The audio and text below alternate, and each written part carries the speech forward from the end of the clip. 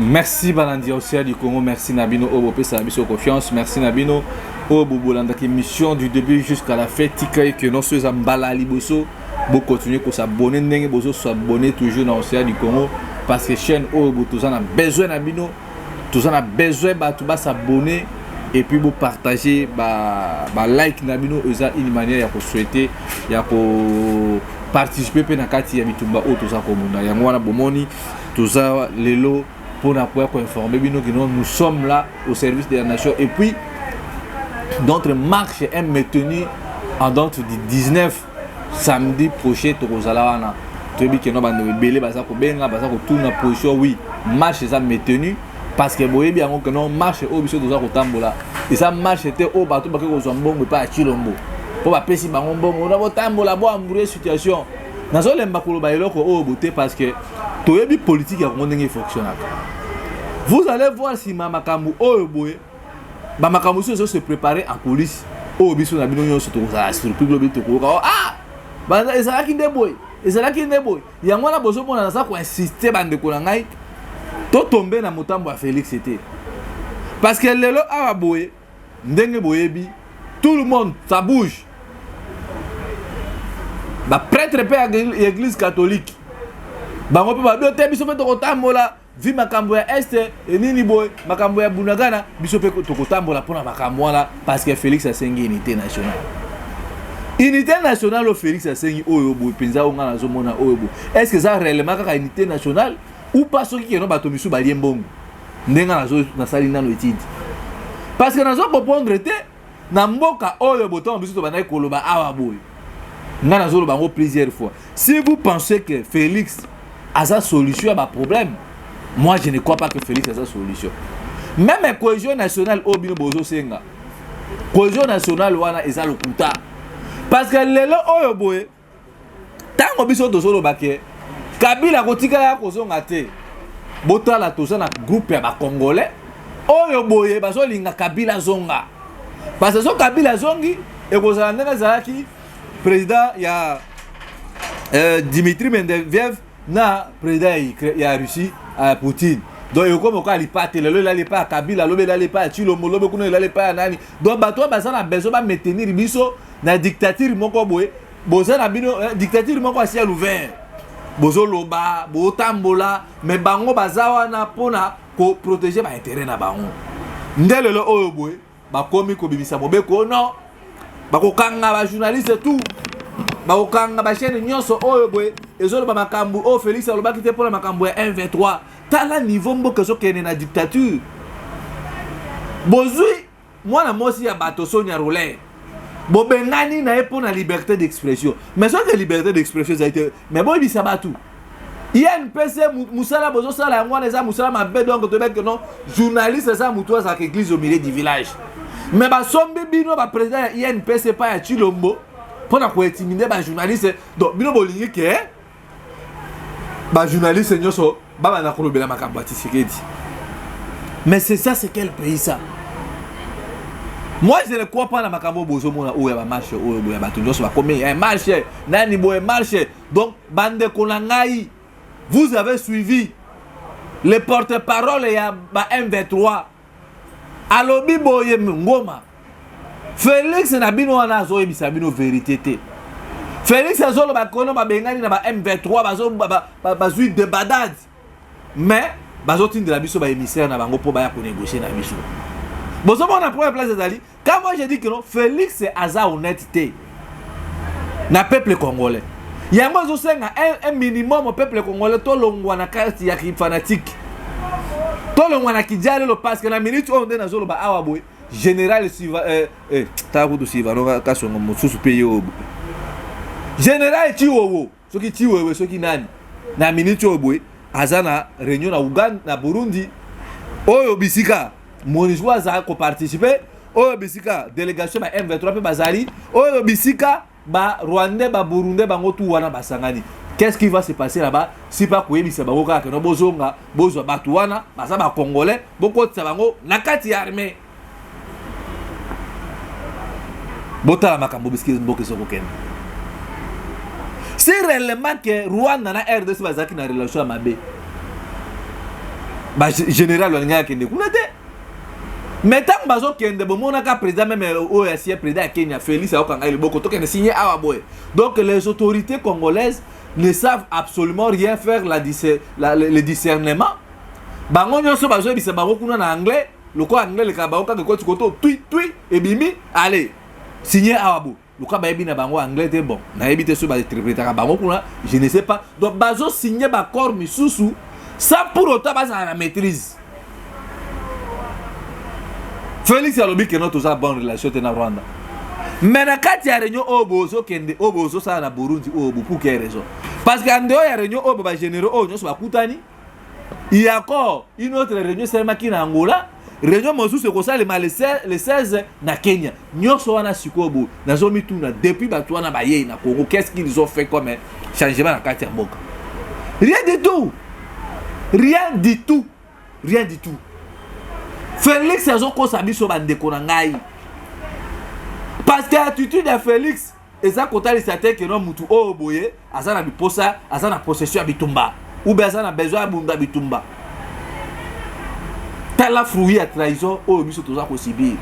Mais ba fana kuti na bango o boye okoka te na litondolo na bango aboko kene na Égypte na COP 27 bisika makambo ya climat zalaki parce que aso na de la makambo ya sécurité à est depuis ka bozo zo biso banani bozo zo biso baso barabino bozo biso baso barabino te Félix aboko kene na Égypte parce que abangi Paul Kagame avec no ba okuta na kuna ya mwa bomoni Félix abangi ko kene et ça te que no Félix aboko kene na COP 27 na Égypte parce que aso na de la makambo ya sécurité à est parce que depuis makambo oh banaki Félix est très bien.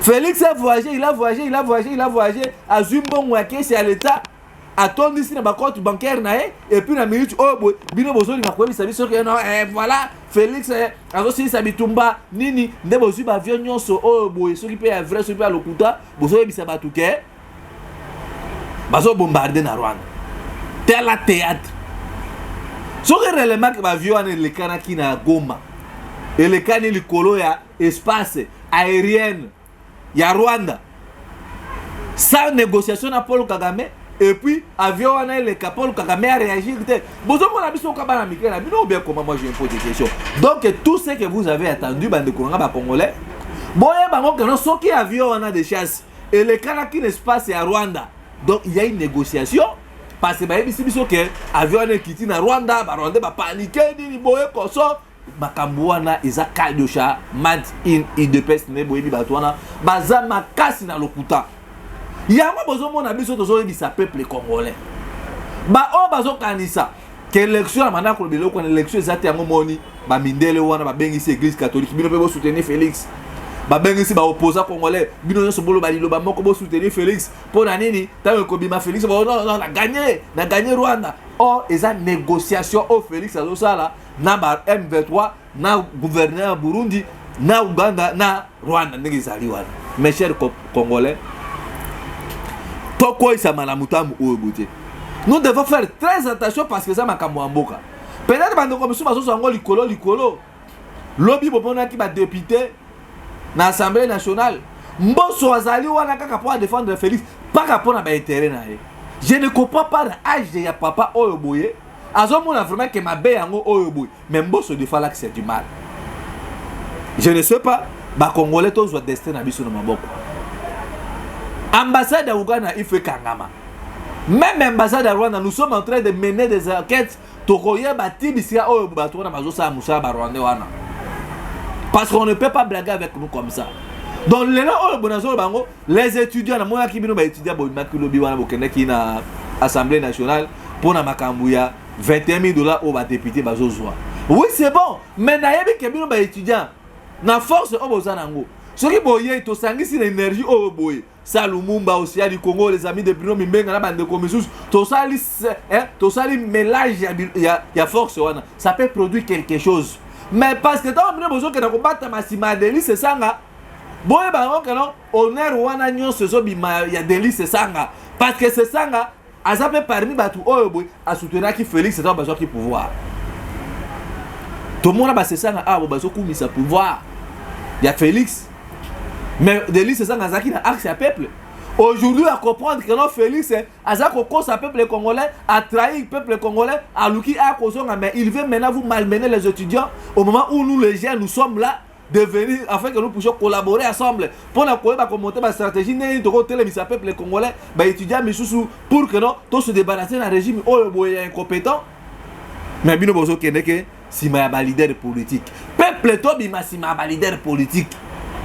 Parce que toi, que ma délice, c'est ça que bazar, qu'on a quatre licolomoko libanda. L'homme peut beaucoup de délice, c'est ça. Parce que le ridicule n'est pas le leader politique congolais. Il y a un besoin de libre esprit, il y a qu'on réfléchir et puis il y a qu'on t'a dit que non, tout ce que vous attendez sortir de la bouche de M. Félix, il y a continuité parce que Nabutu, IDPS dans une opposition, Abaraï Okanoku na Kabila. Na moi abimisi bana batu bake bakufi ba misu bazoki ba misu batika bakoka et puis lelo o bo ba récompenser ba famille wana ti de même penenga bozo ka wana ndeto zo bisabino les 1-23 sont là parce que Bunagana nanu ba récupérer en côté Ruturu nanu ba récupérer en côté Kiwanza Beni Minembwe makambo Minembwe o bo banyaruga bo bazolo baka awa bo bazozo pina courage o loba Félix, c'est ça qu'on négocie dans le bateau dans le pays. Vous croyez que nos bateaux,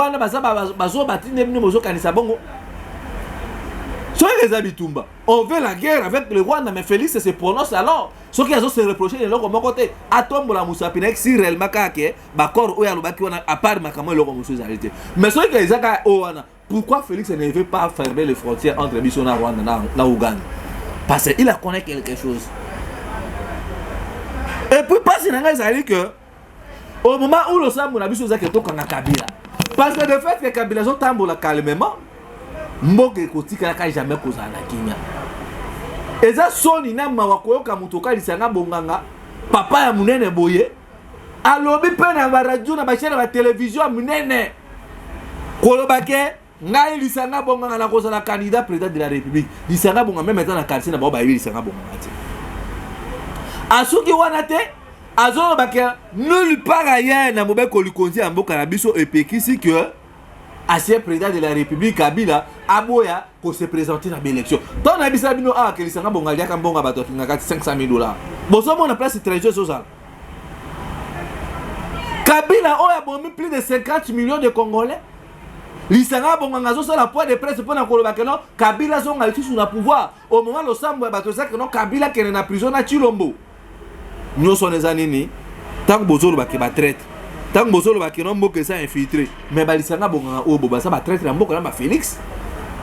Le mécanisme nini Kabila kozonga na pouvoir, n'est-ce pas que biso peuple congolais tout ça qui bloque, tout ça qui coalition la muka pour combattre le régime à Kabila. Ah, Lisanga bonganga, yango le monde ba kombo misusu elandaka parce que o eza Lisanga bandoki. Et donc on peut aller s'engager bonganga et comme on peut aller s'engager bandoki parce que biso yo zalaki na kati la muka oye na la muka ozo soutenir président Martin Fayulu. Si quoi bozo comprendre ba langage ba leader politique. Donc na ebisa bino maman osala vous allez perdre par votre propre volonté. Comment est-il possible lisanga bonganga peut dire ouvertement que Kabila a droit à quoi postuler dans Congo. Donc à part Kabila, à part Chilombo, à part Balisanga Bonga, Obama trahison bango Kalakoli Mbonga Rwandais, il n'y a pas d'autres Congolais au bako dirigeant Mboka Oyoboye. Tango bazo benga biso. Globi to koza l'ambassade à Russie. Pourquoi on n'a pas fait machin ko benga Chilombo? Pour la nini ba bengi ba kabiliste. Ba bengi biso parce que bayebi que non ba chaîne Oyobo il faut to encadrer bango ndenge vision à Russie zali pour na koluka émergence ko bimisa fond Afrique na maboko ba impérialiste. Ko bimisa Afrique na maboko ya ba français. Mais yo lisanga bonganga. Je crois sur ça non. Pour de pression na moni yango muta financer ki mbongo ya makambo o ezaka Kabila. C'est anormal, peuple congolais. C'est décevant. On a yoki discours on a top Congo. Je me suis dit même pourquoi vous en achetez un batoka balisanga bonga. Donc lisanga bonga est comparable à Félix Tshisekedi. Bila bobisa biso e Kabila za Rwandais. Bobo sani makambu Kabila boma batu awa boy. Ba Thérèse Kapangala, ba Rossi Mukendi, ba Arma Tungulu. Aujourd'hui lisanga bonga vous dit que non Kabila zonga. Na o Kabila sali et pas ba Congolais. Il a détruit l'économie du pays. Ba koro Kabila signé na ba Rwanda. Est-ce que biso toyebi yango? Kabila construit des immeubles na ba Tanzanie, na ba Burundi, na Rwanda, partout. Qu'est-ce que Kabila a sali na mboka o lisanga bonganga, vous serez jugé après libération mboka o. Bino na ba Félix Tshisekedi. Parce que nous on se bat que to libérer mboka. Bana mboka bazwa mboka bazwa ba diriger mboka na bango bande kona biso diaspora bazana besoin ya kwa kotonga et pas na bango batonga. Ba o bazana besoin pa ko sa ba société. Ba ya na ba innovation misusu ba botama na ba mboka wana baza pe na besoin lobi ba ya na mboka na bango ba pesa pe bande kona bango misala mais yo zo senga retour à Kabila. Kabila kozonga. Kabila kozonga te lisanga bonganga boye bango Kabila kozonga na mboko tena Tshisekedi. Nous sommes en train de travailler s'il s'agit de toucher les accords, faire les accords avec le diable pour que retour à Kabila. To simba kisi pour Kabila soit na pouvoir arrêter. Biso to aussi matakisi pour que le peuple congolais na 2000 oyezali koya oyo na 2023 peuple congolais a kanda parce que discours oyo bolisanga bonga lobby et ici réellement que lisanga bonga c'est un grand kabiliste. Ya mwana bande bona ngai bozo émission bo partager yango. Lisanga bonga bi Kabila kozonga. Mais biso to bisi lisanga bonga. Yeba yango déjà ndongo za côté déjà rakine na biso ba résistant. Makambozo le Canada Est, vous ne dites rien. Toujours bamboka za na kati occupation, total nanu, to conjuguer ba effort, to ça la bloc ba résistant. Pour na ko contraindre Félix, ko barrer Félix nzela to bengana na système na bango nyoso ya esale na bango politique. Lisanga bonga kaza na système. Qu'est-ce que vous allez gagner na kati de l'élection? Nyoso o bozo ke ndokuluka ba poste ministériel. Nyoso o bobo ebi ke so boke na transition au contraire na kelele na bino ba ko peso ta entreprise moko à l'état. C'est ça la politique ya Congo. Par sur quoi le peuple congolais za wapi biso bana babola. Bisika na biso boche wapi? Bande kona ngai botala balisanga bonga ba Félix Tshisekedi. Félix Tshisekedi dazo rouler biso lokola pâte. Félix Tshisekedi dazo bon non, ba M23 to kangi bango to maîtriser, mais les M23 nous disent clairement que ndenge tout ça a botoza na kati ya Bunagana. Et puis bazo tinda biso be misena. Problème ba M23 zalika ke Félix a reconnaître ma corps et puis andi maba makamu oya lobaka ke akopesa Rwanda mabele au nom de la paix. C'est ça le grand problème. Bazo kosaka bino non nini boy konso il n'y a pas eu des accords mais ceux qui d'accord réalité Félix doit déclarer la guerre. Pourquoi il ne le fait pas? Yango wana na bengi bino bande ko ngai lobby tout ça na rencontre na ba autorité à Russie. Nous allons revenir pour tant ba toi na zo pesa biso confiance parce que ba Monique sérieux ali. Bino pe bande ko na biso diaspora bo pesa biso confiance. Ceux qui ba mindele ba juif wana so banani ba zo reconnaître ba effort biso tout ça là parce que bazo comprendre que non ba jeune où il faut to encadrer ba. Mais Congolais le quoi ça na politique il y a encadrement te au se bat comme ça. Alors ndé bozo mona balisanga bonga obo ba komi ko sepela ke ba Kabila ba Janet Kabila ba zala sur bewa banani bazo ngana pouvoir pour biso bana biso ba luka dans les jours à venir bisia ba kene ko fana. Eza passe na mawana soni. Na batoka balisanga bonga na ba chilombo. Na bengi bino bande ko ngai ba mama na ngai bo soutenir biso. Bo soutenir bitumba oyo bo ça va produire un bon fruit. Fruit à patience et bota mo malamu. Na minute oyo ba tozo comprendre te lit oyo biso tozo mener. Mais dans les jours qui viennent bo mona que non ba brino ba zaki na lit ya malamu. Bota la kisa ndenge tondi. Ngobila bo misi batu. Mbise komi ko bota manakati ya stade o ezamboka ndenge nini? Kirage bakiraka bakanivote nanga basoki mbule beti ndenge lelo mbule beti ah bato badindi na bandali na bi me bandali c'est Paris ngo yango oyo boy bozo ka exemple bamboka lokola ya Grande-Bretagne capitale na yango na ba Londres wana Londres batonga yango na 1700 mais bota la construction est depuis 1700 tilelo oyo boy eza ko garder kaka identité nango parce que entretien ezali bakiraka bakanivo bokene na ba Belgique bino bato bovani na Bruxelles wana bokende bomona ke ba ville wana batonga ngo ça fait des années en années lelo oyo depuis batonga Londres ça fait maintenant c'est 2000 ans depuis 1700 botala ka ba construction na so ke lelo Grande-Bretagne au mona ka mboka oyo asika oh parce que batu oyo bazo bazui bazana besoin bazana souci wana ko bongisa mboka na bango mais bango bila bavani na Belgique wana na Paris na ba Tshisekedi ba ye na mboka bazu pouvoir ngo pe na longa mayibi bota la kisana nge kisana ko misolo mboka solo ko bana na aéroport ti na palais présidentiel ba fulu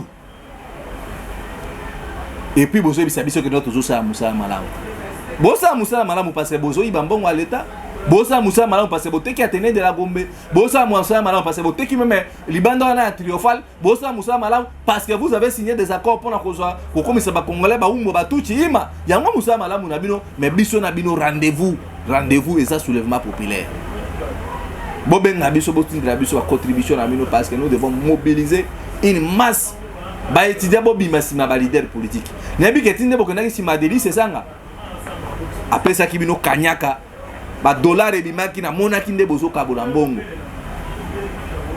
mais biso tozo benga bino po boya to bunda bitumba o lenge sengeli bozo linga te po ani ata ba bino wana bato ba piaka wana bato bazo loba ka pamba biso to bunda bitumba o parce que toza na bolingo ya mboka sima bitumba o to benaka o na ba mama osana ba lumu na ba bobo à part ba mama Célestine à part ba papa na biso kitoko ba mama missionnaire ba mama Florence na Canada ba papa Toussé ba papa Michael ba ngonde mutu ba soutenir biso ba papa Nestor na ba papa na ngai Flori na Toulouse ba mama Chantal ba ngonde mutu ba soutenir komba oyobo na ba ndeko na biso diaspora o ba fana bo andeko primo bo sana activité et senga nini bo ba to préparer c'est comme ça bino besoin de ba député bazo bo la na ba passer bazo plus de 21 000 $.